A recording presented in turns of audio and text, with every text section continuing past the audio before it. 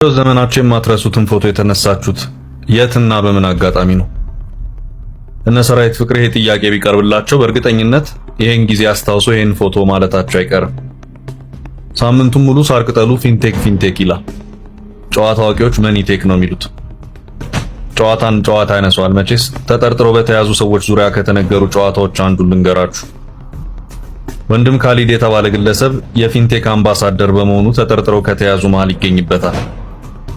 ግለሰቡ የሚታወቀው በአቋቋሙ የእርዳታ ድርጅት ነው። ታዲያ አንዱ ምን አለ? የወንድም ካሊድ መታሰር ስሰማ የሚረዳቸው ሰዎች እንደው ምን ሆነው ይሆን ብዬ ለመጠየቅ ሄጄ ነበር። አንዱን ተረጃ አግኝቼ ስጠይቀው አሁን ነው እርዳታው በትክክል እየደረሰ ነው ያለው አለኝ ብሏል። መቼም እዚህ ሀገር አንዴ ወድቃ ለመገኘት ነው። በፍቃድ ወድቀ ከተገኘ በኋላ ምሳር ሲበዛብህ ለምን ማለት አትችልም። ተማምለን ነበር እንዳናንቀላፋ ተኝተሽ ተገኘሽ መተማመን ጠፋ እንዳለው ዘፋኙ ያመንከውን ሰው ወድቆ ያገኘው ዕለት በቃ በቃ። በተለይ ማህበራዊ ሚዲያው ጥሩ እንቅልፍ አያስተኛ።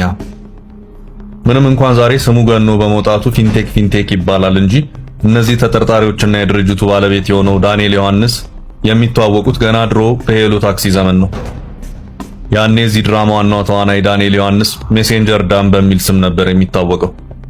መልእክተኛው ዳንኤል እንደማለት ነው።